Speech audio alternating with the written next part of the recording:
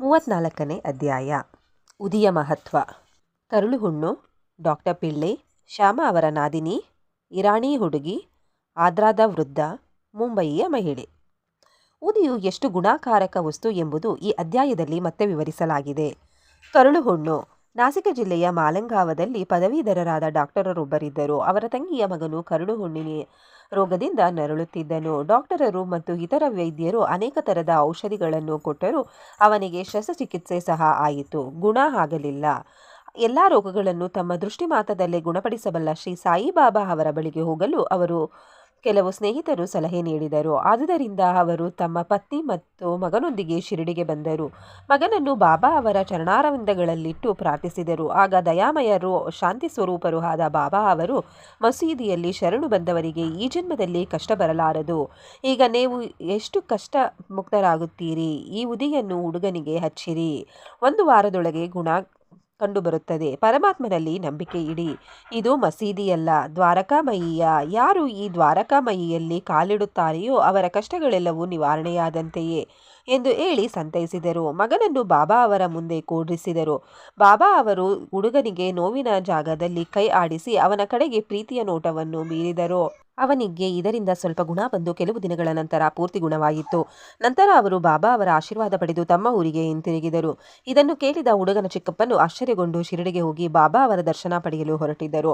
ಆದರೆ ಕೆಲವರು ಮಾಲಿಂಗಾವ ಮತ್ತು ಮಾನಮಾಡಗಳಲ್ಲಿ ಬಾಬಾ ಅವರ ವಿರುದ್ಧ ಅಪಪ್ರಚಾರ ಮಾಡಿ ಮನಸ್ಸನ್ನು ಕೆಡಿಸಿದರು. ಆದುದರಿಂದ ಶಿರಡಿಗೆ ಹೋಗುವ ತಮ್ಮ ನಿರ್ಣಯವನ್ನು ಬದಲಿಸಿ ಅವರು ನೇರವಾಗಿ ಮುಂಬಯಿಗೆ ಬಂದರು. ಅವರು ರಜಾದಿನಗಳನ್ನು ಹಾಲಿ ಭಾಗದಲ್ಲಿ ಕಳೆಯಬೇಕೆಂದು ಇಚ್ಛಿಸಿದರು. ಆದರೆ ಅವರು ಮುಂಬಯಿಯಲ್ಲಿ ತಂಗಿದ್ದಾಗ ಸತತವಾಗಿ 3 ದಿನ ರಾತ್ರಿ ಇನ್ನೂ ನನ್ನನ್ನು ನಂಬಲಾರೆಯಾ ಎಂಬ ಧ್ವನಿ ಅವರಿಗೆ ಕೇಳಿಸಿತು. ಆಗ ಅವರು ತಮ್ಮ ಮನಸ್ಸನ್ನು ಬದಲಿಸಿ ಶಿರಡಿಗೆ ಹೊರಡಲು ನಿರ್ಧರಿಸಿದರು.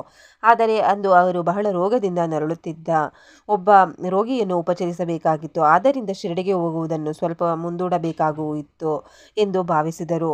ಆಗ ಅವರು ಆ ದಿವಸದಲ್ಲಿಯೇ ರೋಗಿಗೆ ಗುಣವಾದರೆ ನಾಳೆಯೇ ಶಿರಡಿಗೆ ಹೊರಡುವೆನೆಂದು ನಿರ್ಣಯ ಮಾಡಿಕೊಂಡರು. ಅದೇ ಕ್ಷಣದಲ್ಲಿಯೇ ರೋಗಿಗೆ ಜ್ವರ ಕಡಿಮೆಯಾಗಿ ಸಾಮಾನ್ಯ ಸ್ಥಿತಿಗೆ ಬಂದನು. ಆಗ ತಮ್ಮ ನಿರ್ಧಾರದಂತೆ ಶಿರಡಿಗೆ ಹೊರಟರು. ಮಸೀದಿಯನ್ನು ಪ್ರವೇಶಿಸಿ ಬಾಬಾ ಅವರ ದರ್ಶನ ಪಡೆದು ನಮಸ್ಕಾರ ಮಾಡಿದರು. ಅಲ್ಲಿ ಹಲವರು 4 ದಿನ ಇದ್ದು ನಂತರ ಬಾಬಾ ಅವರ ಉದಿಯನ್ನು ಆಶೀರ್ವಾದವನ್ನು ಪಡೆದು ಹಿಂತಿರುಗಿದರು. ಅಲ್ಲಿಂದ 15 ದಿನಗಳಲ್ಲಿಯೇ ಅವನಿಗೆ ವಿಜಾಪುರಕ್ಕೆ ಮೇಲಿನ ಹುದ್ದೆಗೆ ವರ್ಗವಾಯಿತು. ಈ ರೀತಿ ಅವರಿಗೆ ಬಾಬಾ ಅವರಲ್ಲಿ ಭಕ್ತಿ ನೆಲೆಗೂಡಿತು. ಡಾಕ್ಟರ್ ಪಿಳ್ಳೆ. ಡಾಕ್ಟರ್ ಪಿಳ್ಳೆಯವರು ಬಾಬಾ ಅವರ ಆತ್ಮೀಯ ಭಕ್ತರಾಗಿದ್ದರು. ಬಾಬಾ ಅವರು ಅವರನ್ನು ಬಹಳವಾಗಿ ಪ್ರೀತಿಸುತ್ತಿದ್ದರು ಮತ್ತು ಅವರಿಗೆ ಬಾವು ಎಂದು ಕರೆಯುತ್ತಿದ್ದರು. ಸಮಸ್ತ ವಿಚಾರಗಳನ್ನು ಅವರೊಡನೆ ಚರ್ಚಿಸುತ್ತಿದ್ದರು ಮತ್ತು ಅವರನ್ನು ಯಾವಾಗಲೂ ತಮ್ಮ ಪಕ್ಕದಲ್ಲಿಯೇ ಕೂಡಿಸಿಕೊಳ್ಳುತ್ತಿದ್ದರು. ಒಮ್ಮೆ ಅವರ ಕಾಲಿಗೆ ನರುಗಳಿಗೆ ಬಹಳ ವ್ಯಥೆಯಾಗಿತ್ತು. ವೇದನೆಯಿಂದ ಅವರು ನರಳುತ್ತಿದ್ದರು. ಅವರು ಕಾಕಾ ಸಾಹೇಬರನ್ನು ಕುರಿತು, ನನಗೆ ತಡೆಯಲಾರದಷ್ಟು ನೋವಾಗುತ್ತಿದೆ, ಮರಣವೇ ಲೇಸೆಂದೆನಿಸುತ್ತಿದೆ, ಇದು ನನ್ನ ಪೂರ್ವಜನ್ಮದ ಕರ್ಮಫಲ. ಬಾಬಾ ಅವರ ಹತ್ತಿರ ಹೋಗಿ ಈ ಪೂರ್ವಜನ್ಮದ ಕರ್ಮವನ್ನು ಮುಂದಿನ 10 ಜನ್ಮಗಳಿಗೆ ವರ್ಗಾಯಿಸಿ ನೋವನ್ನು ನಿಲ್ಲಿಸಿರೆಂದು ಕೇಳಿರಿ ಎಂದು ಹೇಳಿದರು. ಆಗ ದೀಕ್ಷಿತರು ಬಾಬಾ ಹತ್ತಿರ ಬಂದು ಪಿಳ್ಳೆಯವರ ಬೇಡಿಕೆಯನ್ನು ತಿಳಿಸಿದರು. ಆಗ ಕರುಣೆಯಿಂದ ಬಾಬಾ ಅವರಿಗೆ ಧೈರ್ಯವಾಗಿ ಇರುವಂತೆ ಹೇಳು, ಮುಂದಿನ 10 ಜನ್ಮಗಳಿಗೆ ಇನ್ನು ಕೇವಲ 10 ದಿನ ನೋವು ತಡೆದರೆ ಸಾಕು, ಪ್ರಾಪಂಚಿಕ ಮತ್ತು ಪಾರಮಾರ್ಥಿಕ ಸುಖಗಳನ್ನು ನೀಡುವ ನಾನಿರುವಾಗ ಅವನು ಏಕೆ ಮರಣವನ್ನು ಇಚ್ಛಿಸಬೇಕು. ಯಾರು ಹೆಗಲ ಮೇಲಾದರೂ ಕೂಡಿಸಿ ಅವನನ್ನು ಇಲ್ಲಿಗೆ ಕರೆದುಕೊಂಡು ಬಾ, ಅವನ ಕಷ್ಟವನ್ನು ನಿವಾರಣೆ ಮಾಡುವೆ ಎಂದು ಹೇಳಿ ಕಳುಹಿಸಿದರು.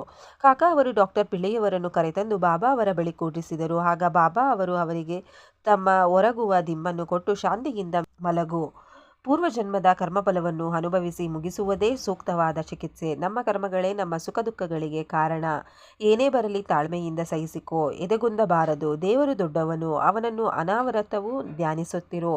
ಅವನು ನಿನ್ನ ಯೋಗಕ್ಷೇಮವನ್ನು ನೋಡಿಕೊಳ್ಳುತ್ತಾನೆ. ನೀನು ತನು, ಮನ ಮತ್ತು ಧನ ಇವೆಲ್ಲವನ್ನು ಅವನಿಗೆ ಅರ್ಪಿಸಿ ಶರಣಾಗತನಾಗು ಎಂದರು. ಈ ಮೊದಲು ನಾನಾ ಸಾಹೇಬ ಚಂದೋರ್ಕರ ಅವರು ಡಾಕ್ಟರರ ಕಾಲಿಗೆ ಪಟ್ಟಿ ಸುತ್ತಿದ್ದರು. ಅದನ್ನು ನೋಡಿ ಬಾಬಾ ಅವರು, ಅವನೊಬ್ಬ ಹುಚ್ಚ, ಆ ಕಟ್ಟನ್ನು ಬಿಚ್ಚಿ ಎಸೆ, ಇಲ್ಲದಿದ್ದರೆ ಮರಣ ಹೊಂದುವೆ. ಈಗ ಒಂದು ಕಾಗೆ ಬಂದು ನಿನ್ನ ಕಾಲನ್ನು ಕುಕ್ಕುತ್ತದೆ, ಆಗ ನಿನಗೆ ಗುಣವಾಗುತ್ತದೆ ಎಂದರು. ಈ ರೀತಿ ಸಂಭಾಷಣೆ ನಡೆದಾಗ ಮಸೀದಿಯನ್ನು ಗುಡಿಸಲು ಅಬ್ದುಲ್ಲನು ದೀಪಗಳನ್ನು ಹಚ್ಚುತ್ತಾ ಅಕಸ್ಮಾತ್ ಪಿಳ್ಳೆಯವರ ಕಾಲನ್ನು ತುಳಿದನು. ಆದ್ದರಿಂದ ಕಾಲಿನಿಂದ ನರಗಳೆಲ್ಲವೂ ಹೊರಗೆ ಬಂದು ಡಾಕ್ಟರ್ ಪಿಳ್ಳೆ ನೋವು ತಡೆಯಲಾಗದೆ ಕೂಗಿಕೊಂಡರು. ಸ್ವಲ್ಪ ಹೊತ್ತಿನ ಮೇಲೆ ಅವರು ಒಮ್ಮೆ ಆಡುವುದನ್ನು ಒಮ್ಮೆ ಅಳುವುದನ್ನು ಆರಂಭ ಮಾಡಿದರು. ಆಗ ಬಾಬಾ ಅವರು, ನೋಡು, ಬಾವಿಗೆ ಗುಣವಾಗಿದೆ, ಆಡುತ್ತಿದ್ದಾನೆ ಎಂದರು. ಆಗ ಪಿಳ್ಳೆಯವರು ಕಾಗೆ ಯಾವಾಗ ಬರುವುದು ಎಂದು ಅಂಜುತ್ತಾ ಕೇಳಲು, ಬಾಬಾ ಕಾಗೆ ಬಂದಿದ್ದನ್ನು ನೋಡಲಿಲ್ಲವೇ? ಪುನಃ ಬರುವುದಿಲ್ಲ. ಅಬ್ದುಲ್ಲನೇ ಕಾಗೆ, ಈಗ ನೀನು ವಾಡಕ್ಕೆ ಹೋಗಿ ವಿಶ್ರಮಿಸಿಕೋ, ಗುಣವಾಗುತ್ತದೆ ಎಂದು ಹೇಳಿ ಕಳುಹಿಸಿದರು. ಡಾಕ್ಟರ್ ಪಿಳ್ಳೆ ನೋವಿಗೆ ಹುದಿ ಹಚ್ಚಿದರು ಮತ್ತು ಅದನ್ನು ನೀರಿನಲ್ಲಿ ಬೆರೆಸಿ ಕುಡಿಯಲು ಆರಂಭ ಮಾಡಿದರು. ಬೇರೆ ಯಾವ ಔಷಧವನ್ನು ತೆಗೆದುಕೊಳ್ಳಲಿಲ್ಲ. 10 ದಿನಗಳೊಳಗೆ ಅವರು ಪೂರ್ಣ ಗುಣ ಹೊಂದಿದರು. ಶ್ಯಾಮ ಅವರ ನಾದಿನಿ. ಶ್ಯಾಮ ಅವರ ಕಿರಿಯ ಸಹೋದರರಾದ ಪಾಪೂಜಿ ಸಾವುಲ್ ಬಾವಿ ಊರ ಹತ್ತಿರ ವಾಸಿಸುತ್ತಿದ್ದರು. ಒಂದು ಸಾರಿ ಅವರ ಪತ್ನಿಗೆ ಪ್ಲೇಗ್ ಅಂಟಿಕೊಂಡಿತ್ತು. ಜ್ವರ ಬಹಳವಾಗಿತ್ತು. ಪ್ಲೇಗ್ ಗುಳ್ಳೆಗಳು ಬೆಳೆದಿದ್ದವು. ಆಗ ಬಾಪೂಜಿ ಶಿರಡಿಯಲ್ಲಿ ಅಣ್ಣ ಶ್ಯಾಮ ಅವರ ಬಳಿಗೆ ಓಡಿ ಹೋಗಿ ಸಹಾಯವನ್ನು ಅಪೇಕ್ಷಿಸಿದನು. ಆಗ ಅವರು ಗಾಬರಿಗೊಂಡು ಕೂಡಲೇ ಬಾಬಾ ಅವರ ಹತ್ತಿರ ಹೋಗಿ ಪ್ಲೇಗನ್ನು ಗುಣಪಡಿಸುವಂತೆ ಇಬ್ಬರೂ ಬೇಡಿಕೊಂಡರು. ಆಗ ಬಾಬಾ, ಈಗ ಬಹಳ ರಾತ್ರಿಯಾಗಿದೆ, ನೀನು ಹೋಗಬೇಡ, ಅವಳಿಗೆ ಸ್ವಲ್ಪ ಉದಿ ಕಳುಹಿಸಿಕೊಡು. ಜ್ವರಕ್ಕೆ ಮತ್ತು ಗುಳ್ಳೆಗಳಿಗೆ ಏಕೆ ಹೆದರಬೇಕು? ದೇವರೇ ನಮ್ಮ ಗುರು ತಂದೆ, ಅವಳಿಗೆ ಗುಣವಾಗುವುದು. ಈಗ ಊರಿಗೆ ನೀನು ಹೋಗಲೇಬೇಡ, ಬೆಳಗ್ಗೆ ನೋಡಿಕೊಂಡು ಕೂಡಲೇ ಮರಳಿ ಬಾ ಎಂದು ಹೇಳಿದರು. ಶ್ಯಾಮ ಅವರಿಗೆ ಬಾಬಾ ಅವರ ಉದಿಯಲ್ಲಿ ಸಂಪೂರ್ಣ ವಿಶ್ವಾಸವಿತ್ತು. ಆದುದರಿಂದ ತಮ್ಮನಿಗೆ ಉದಿಯನ್ನು ಕೊಟ್ಟು ಕಳುಹಿಸಿದರು. ಆ ಗುಳ್ಳೆಗಳ ಮೇಲೆ ಅದನ್ನು ಹಚ್ಚಿ ಸ್ವಲ್ಪ ಉದಿಯನ್ನು ನೀರಿಗೆ ಬೆರೆಸಿ ರೋಗಿಗೆ ಕೊಡಲಾಯಿತು.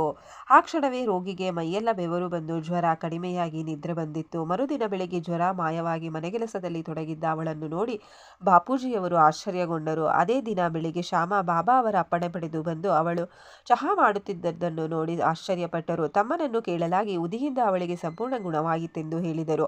ಆಗ ಬೆಳಿಗ್ಗೆ ಹೋಗಿ ಕೂಡಲೇ ಮರಳಿ ಬಾ ಎಂದು ಬಾಬಾ ಅವರ ಮಾತಿನ ಮರ್ಮವನ್ನು ಶ್ಯಾಮ ತಿಳಿದುಕೊಂಡರು. ಶ್ಯಾಮ ಚಹಾ ಕುಡಿದು ಶಿರಡಿಗೆ ಹಿಂತಿರುಗಿ ಬಾಬಾ ಅವರಿಗೆ ವಂದಿಸಿ, ಏ ದೇವಾ, ನಿಮ್ಮ ನಾಟಕವೇನು? ನೀವೇ ಮೊದಲು ಬಿರುಗಾಳಿಯನ್ನೆಬ್ಬಿಸಿ ನಂತರ ನೀವೇ ಅದನ್ನು ಶಾಂತ ಮಾಡುತ್ತೀರಿ ಅನ್ನಲು ಬಾಬಾ, ಕರ್ಮದ ದಾರಿ ಬಹಳ ರಹಸ್ಯವಾದುದು. ನಾನೇನು ಮಾಡದಿದ್ದರೂ ಅವರವರ ಅದೃಷ್ಟದಂತಾಗುತ್ತದೆ. ಅದಕ್ಕೆ ನಾನು ಅವುಗಳ ವೀಕ್ಷಕನು ಮಾತ್ರ. ಪರಮಾತ್ಮನೇ ಸರ್ವನಾಟಕ ಸೂತ್ರಧಾರಿ. ಅವನು ದಯಾಮಯನೂ. ನಾನೇನು ದೇವರು ಅಲ್ಲ ಅಥವಾ ಪರಮಾತ್ಮನೂ ಅಲ್ಲ. ನಾನು ಅವನ ಸೇವಕ. ಯಾವಾಗಲೂ ಅವನನ್ನೇ ಸ್ಮರಿಸುತ್ತೇನೆ. ಯಾರು ತಮ್ಮ ಅಹಂಭಾವಗಳನ್ನು ತಳ್ಳಿ ದೇವರನ್ನು ನಂಬಿ ಅವನಲ್ಲಿ ಶರಣಾಗತಿ ಹೊಂದುತ್ತಾರೆಯೋ ಅವರಿಗೆ ವಿಪತ್ತುಗಳು ದೂರವಾಗಿ ಬಂಧನದಿಂದ ಮುಕ್ತರಾಗುತ್ತಾರೆ ಎಂದು ಉತ್ತರಿಸಿದರು. ಇರಾಣಿಯವರ ಪುತ್ರಿ. ಈಗ ಮುಂಬಯಿಯ ಇರಾಣಿಯವರ ಅನುಭವ ನೋಡೋಣ.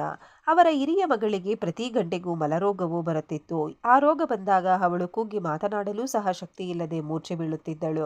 ಯಾವ ಚಿಕಿತ್ಸೆಯಿಂದಲೂ ಗುಣ ಕಾಣಲಿಲ್ಲ. ಕಾರಣ, ಅವರ ಕೆಲವು ಸ್ನೇಹಿತರು ಉದಿಯನ್ನು ಶಿಫಾರಸು ಮಾಡಿ ವಿಲೇಪಾರ್ಲೆಯಲ್ಲಿದ್ದ ಕಾಕಾ ಸಾಹೇಬ ದೀಕ್ಷಿತ ಅವರಿಂದ ಅದನ್ನು ತೆಗೆದುಕೊಂಡು ಬರಲು ಹೇಳಿದರು. ಅದನ್ನು ನೀರಿನಲ್ಲಿ ಹಾಕಿ ಅವಳಿಗೆ ಕುಡಿಯಲು ಕೊಟ್ಟರು. ಇದಾದ ನಂತರ ಮೊದಲು ಗಂಟೆಗೊಮ್ಮೆ ಬರುತ್ತಿದ್ದ ರೋಗವು 7 ಗಂಟೆಗಳಿಗೊಮ್ಮೆ ಬರಲು ಆರಂಭವಾಗಿ ಬರುತ್ತಾ ಕೆಲವು ದಿನಗಳ ನಂತರ ಪೂರ್ತಿ ಗುಣವಾಯಿತು. ಮೂತ್ರಕೋಶದಲ್ಲಿ ಕಲ್ಲು. ಆದ್ರಾದ ಸಮೀಪ ಒಂದು ಗ್ರಾಮದಲ್ಲಿ ಒಬ್ಬ ವೃದ್ಧ ಗೃಹಸ್ಥರು ಮೂತ್ರಕೋಶದ ಕಲ್ಲಿನಿಂದ ಬಹಳ ನರಳುತ್ತಿದ್ದರು. ಇಂಥ ಕಲ್ಲುಗಳನ್ನು ಸಾಮಾನ್ಯವಾಗಿ ಶಸ್ತ್ರಚಿಕಿತ್ಸೆಯಿಂದ ತೆಗೆದುಹಾಕುತ್ತಾರೆ. ಆದುದರಿಂದಲೇ ಅವರ ಸ್ನೇಹಿತರು ಶಸ್ತ್ರಚಿಕಿತ್ಸೆ ಮಾಡಿಸಿಕೊಳ್ಳಲು ಹೇಳಿದರು. ಆಗಲೇ ಅವರಿಗೆ ಬಹಳ ವಯಸ್ಸಾಗಿತ್ತು. ಕಾರಣ, ಶಸ್ತ್ರಚಿಕಿತ್ಸೆಗೆ ಅವರು ಸಮ್ಮತಿಸಲಿಲ್ಲ. ಆ ಸಮಯಕ್ಕೆ ಸರಿಯಾಗಿ ಆ ಊರಿನ ಇನಾಮದಾರರು ಅಲ್ಲಿಗೆ ಬಂದರು. ಅವರು ಬಾಬಾ ಅವರ ಭಕ್ತರಾಗಿದ್ದುದರಿಂದ ಯಾವಾಗಲೂ ಉದಿಯನ್ನು ತಮ್ಮ ಹತ್ತಿರ ಇಟ್ಟುಕೊಂಡು ಇರುತ್ತಿದ್ದರು. ಕೆಲವು ಸ್ನೇಹಿತರ ಹೇಳಿಕೆಯಂತೆ ಆ ವೃದ್ಧನ ಮಗನು ಇನಾಮದಾರರಿಂದ ಸ್ವಲ್ಪ ಉದಿಯನ್ನು ತಂದು ಅದನ್ನು ನೀರಿನಲ್ಲಿ ಹಾಕಿ ತನ್ನ ತಂದೆಗೆ ಕುಡಿಸಿದನು. ಅದನ್ನು ಸೇವಿಸಿದ 5 ನಿಮಿಷಗಳಲ್ಲಿಯೇ ಆ ಕಲ್ಲು ಕರಗಿ ಮೂತ್ರ ರೂಪದಲ್ಲಿ ಹೊರಗೆ ಬಂದಿತು. ಅಂದಿನಿಂದ ಅವರ ಬೇಲೆ ಕಡಿಮೆ ಆಯಿತು ಮತ್ತೆ ಕೊನೆಗೊಂಡಿತ್ತು. ಮುಂಬಯಿಯ ಮಹಿಳೆ. ಮುಂಬಯಿಯ ಕಾಯಸ್ಥ ಪ್ರಭು ಮತದ ಮಹಿಳೆಯೊಬ್ಬಳಿಗೆ ಹೆರಿಗೆ ಸಮಯದಲ್ಲಿ ಪ್ರತಿ ಸಲ ಬಹಳ ಯಾತನೆಯಾಗುತ್ತಿತ್ತು. ಗರ್ಭಿಣಿಯಾಗಿದ್ದಾಗ ಅವಳು ಬಹಳ ಹೆದರುತ್ತಿದ್ದಳು. ಆಗ ಕಲ್ಯಾಣದ ಸಾಯಿ ಭಕ್ತ ಶ್ರೀರಾಮ ಮಾರುತಿ ಅವರು ಮುಂದಿನ ಹೆರಿಗೆಗೆ ಶಿರ್ಡಿಗೆ ಅವಳನ್ನು ಕರೆದುಕೊಂಡು ಹೋಗುವಂತೆ ಅವಳ ಪತಿಗೆ ಹೇಳಿದರು. ಅವಳು ಗರ್ಭಿಣಿಯಾದಳು. ದಂಪತಿಗಳಿಬ್ಬರು ಶಿರಡಿಗೆ ಬಂದು ಬಾಬಾ ಅವರ ಸೇವೆ ಮಾಡಹತ್ತಿದರು. ಹೆರಿಗೆಯ ಸಮಯ ಬಂದಿತ್ತು. ತಡೆಯಲಾರದಷ್ಟು ನೋವಾಯಿತು. ಏನೂ ತೋಚಲಿಲ್ಲ. ಅವಳು ಬಾಬಾ ಅವರನ್ನು ಪ್ರಾರ್ಥಿಸಿದಳು. ಆ ಸಮಯಕ್ಕೆ ಸರಿಯಾಗಿ ಪಕ್ಕದ ಮನೆಯ ಹೆಂಗಸೊಬ್ಬಳು ಬಂದು ಬಾಬಾ ಅವರನ್ನು ಪ್ರಾರ್ಥಿಸಿ ಸ್ವಲ್ಪ ಉದಿಯನ್ನು ನೀರಿಗೆ ಬೆರೆಸಿ ಕುಡಿಸಿದಳು. ಕೆಲವು 5 ನಿಮಿಷಗಳಲ್ಲಿ ಸುಖವಾಗಿ ಹೆರಿಗೆಯಾಯಿತು. ಆದರೆ ಕೂಸು ಮಾತ್ರ ಗರ್ಭದಲ್ಲಿಯೇ ಮರಣ ಹೊಂದಿತ್ತು. ಸುಖವಾದ ಹೆರಿಗೆ ಆಗಿದ್ದರಿಂದ ಬಾಬಾ ಅವರನ್ನು ಹೃತ್ಪೂರ್ವಕವಾಗಿ ದಂಪತಿಗಳು ವಂದಿಸಿದರು. ಶ್ರೀ ಸಾಯಿ ಪ್ರಣಾಮ. ಈ ಅಧ್ಯಾಯವನ್ನು ಕೇಳಿದ ನಿಮ್ಮೆಲ್ಲರಿಗೂ ಶ್ರೀ ಸಾಯಿಬಾಬಾ ಒಳ್ಳೆಯದನ್ನು ಮಾಡಲಿ. ಶ್ರೀ ಸಾಯಿ ಪ್ರಣಾಮ.